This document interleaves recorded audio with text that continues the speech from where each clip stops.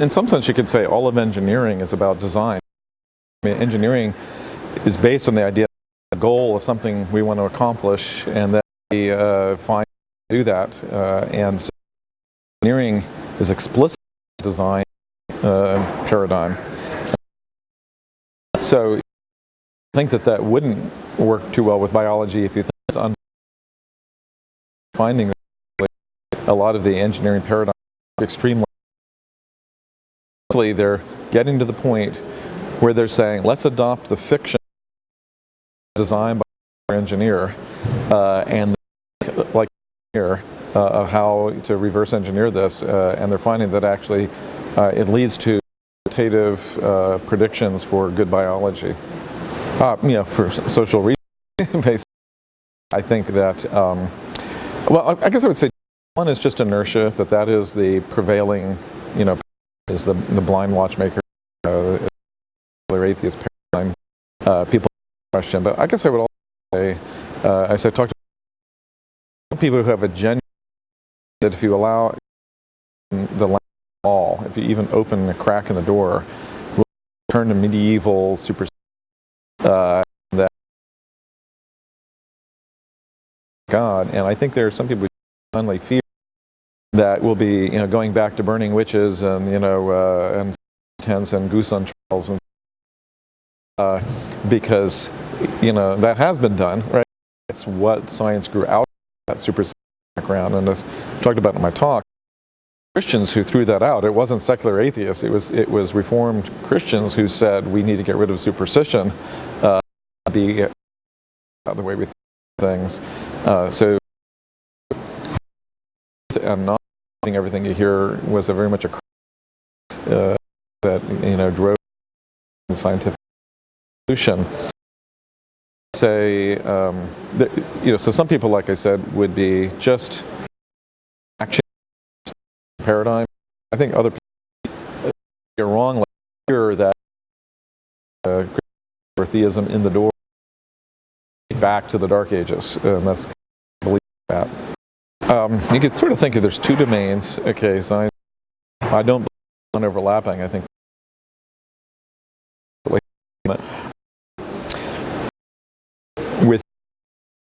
you critiques other science. You have scientific. I critique scientific. Same way within the religious people critique religions, and even within Christianity, schools of thought, theology that each other and say, well, you're wrong, and so on. People generally be comfortable with those internal critiques, but if you believe that it's a world and a job of pursuing truth, then I think we need to allow for disciplinary critique, so to speak. People tend with one or the other of these. So I would say your science to critique your religion and to adjust your biblical interpretation based on scientific results, such as we heard about this morning with old earth creation. Some people, and the other makes theisticians very happy to say, science says we're going to adopt that and we'll our religion to I would say well, I believe in Adam and Eve on the basis of my text makes other people very uncomfortable and makes young earth Christians very happy. What I'm arguing for is both a very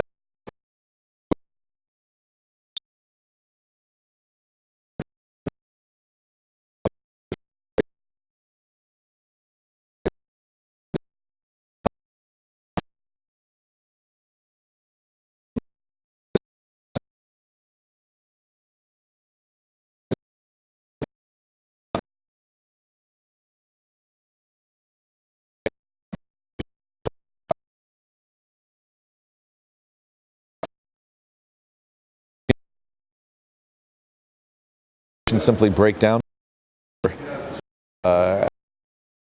Maybe in the future or the near future, somebody will come up with some deterministic, but at the moment we don't have, and be happy with that. Well, the website is Christian Scientific, and membership too. You have to actually be a scientist, and you have to actually be and subscribe to faith. Anybody who sign up to pay the dues and get the letters and go to one. Yeah, we definitely encourage anybody these to sign up and to come to our meetings if they're. Which would be most people. I have a electronics, which some people might find accessible, but I have one book on. It's really a theological book, somewhat along the lines, but it on science. But in my opinion, the arguments creationists are primarily making are theological. If old Earth creation means animals died and Eve lived, and a lot of theological, philosophical objections. The book is Bible study.